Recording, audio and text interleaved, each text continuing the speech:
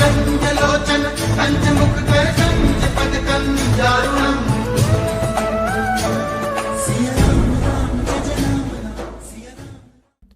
महाराज जी के आज के विशेषांक में रक्षा सूत्र परिवार के सभी सदस्यों का हार्दिक स्वागत है।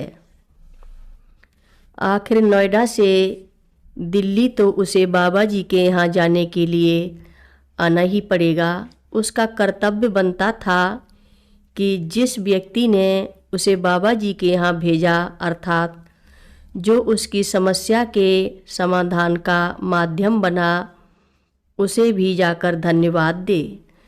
सुशीला कम से कम एक बार पुनः इस पुस्तक में चर्चा में आएगी। जब वह बाबा जी के यहाँ से लौटकर मुझे सूचित करेगी, क्योंकि देखना यह है कि वह वस्तुतः बाबा जी के दरबार में कब जाती है। पाठकों को भी इसका पता लगाना चाहिए। यह तो वे अभी ही जान लें कि अपराध करने पर कुछ न कुछ तो भोगना ही पड़ता है। देवी देवता के मन्नत माने तो यथाशीघ्र उसे पूर्ण करें। यह केवल बाबा जी से संबंधित बात नहीं है, सभी धर्मों में इस बात का महत्व प्रतिपादित है। सबको पता है कि रूबी इस पुस्तक को टंकित कर रही है। इस घटना का भी टंकर उसी ने किया। स्वभावतः मैंने उसे स्मरण दिलाया कि तुम्हारा काम हुए कितने दिन हो गए। सर 9 दिन हुए। 9 दिन? मैंने आश्चर्य से पूछा। पता तो मुझे भी था, पर कितने दिन हुए यह स्मरण नहीं था। हाँ सर, तुम तो दूसरी सुशीला निकली हो। तुम पहले कह रही थी कि काम होते ही बाबा जी के यहाँ अवश्य जाऊंगी। 9 दिन हो गए और तुम गई नहीं। मुझे तो जाना ही है सर। कारण क्या बताऊं? अब जाने के बाद ही आपको पता लग जाएगा कि मैं सचमुच वहाँ गई थी। छुट्टी तो आपसे ही लूँगी, प्रसाद भी तो लाकर दूँगी। रूबी बोल रही है। अब देखना यह है कि रूबी कब जाती है। यूँ मुझे उससे तगादा नहीं करना था, देखना यह था कि वह कब जाती है। मनुष्य के अधिकार में क्या है? उसका अपना बल ही कितना है। यह उसका अहंकार ही है कि वह कहता है कि यह मैंने किया अथवा यह मेरे द्वारा किया जा रहा है।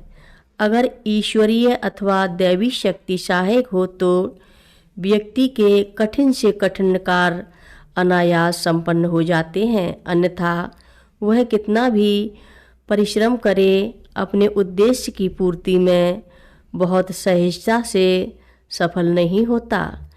बाबा जी के जीवन काल में उनसे किसी भक्त ने पूछा था, क्या पूरे मनोयोग से कार्य करने से सफलता नहीं मिल सकती? सफलता मात्र अपने कर्म से नहीं मिलती, कर्म के साथ ईश्वर की कृपा भी संबद्ध हो तो सफलता संदिग्ध हो जाती है। केवल अपने कर्म का अहंकार नहीं पालो, ईश्वर को भी साथ रखो। स्मरण करो कि महान धनुर्धर अर्जुन को भी महाभारत संग्राम में विजय तभी प्राप्त हुई थी जब भगवान श्री कृष्ण उनकी सहायता के लिए स्वयं रणभूमि में उपलब्ध हुए थे। बाबा जी का कहना उचित था, पर सामान्य व्यक्ति उस अदृश्य एवं महान ईश्वर से तादात्म्य कैसे स्थापित करें? मैं भी सामान्य लोगों में ही हूँ। जब से बाबा जी के बारे में जान पड़ा है, तब से बाबा जी ही मेरे देवता और मेरे ईश्वर सब कुछ हैं। बाबा जी और पवन पुत्र, क्योंकि दोनों तो एक ही हैं। बाबा जी पर मेरा विश्वास सदा सुफल देता रहा है। अब हाल ही की बात लीजिए। मैंने कानपुर के गुप्ता जी का उल्लेख पीछे किया है। उनका पूरा नाम है श्री दयाशंकर गुप्ता। मैं जब उनके यहाँ गया था तो मैंने उनके ड्राइंग रूम की दीवार पर नीप करोरी बाबा जी का चित्र टंगा हुआ पाया था। मेरे मन में कुछ दिनों पूर्व आया कि मुझे श्री गुप्ता जी से पूछना चाहिए कि क्या वे बाबा जी के भक्त हैं कि उन्होंने उनका चित्र टांग रखा है। वे मेरी साहित्यिक गतिविधियों से रुचि रखते हैं। दूरभाष से प्रायः पूछते हैं कि अभी क्या लिखना हो रहा है। जब उन्होंने इस बार पूछा तो मैंने स्पष्ट कर दिया, आजकल नीप करोरी बाबा जी पर एक उपन्यास का लेखन चल रहा है। यह तो बड़ी अच्छी बात है। वह बोल पड़े, क्या आपने भी बाबा जी को देखा था? नहीं, मुझे यह सौभाग्य नहीं मिला। वह बोले, तो फिर आप उनके भक्त होंगे किसी कारण से। मैंने कहा, नहीं, यह बात भी नहीं है। वह बोले, फिर आपके यहाँ दीवार पर बाबा जी का चित्र क्यों टंगा है? मेरी पत्नी श्रीमती लीला गुप्ता के कारण वह बाबा जी की परम भक्ता है। उनकी अपनी अनुभूतियाँ हैं, उन्हीं से प्रेरित होकर वे बाबा जी की प्रशंसिका बनी और उन्होंने उनको अपना इष्ट देव मान लिया। उनकी अनुभूतियाँ हैं। मैंने विस्मय से पूछा, हाँ, क्या उन्होंने बाबा जी के दर्शन किए थे? नहीं, बाबा जी के जीवन काल में उनके दर्शन का सौभाग्य इन्हें भी नहीं मिल पाया था। गुप्ता जी बोले, तो ये अनुभूतियाँ बाबा जी के शरीर त्याग के पश्चात की हैं। यही बात है। आपको भी पता है कि बाबा जी ने सन 1973 ईस्वी में ही इस नश्वर शरीर का त्याग कर दिया था।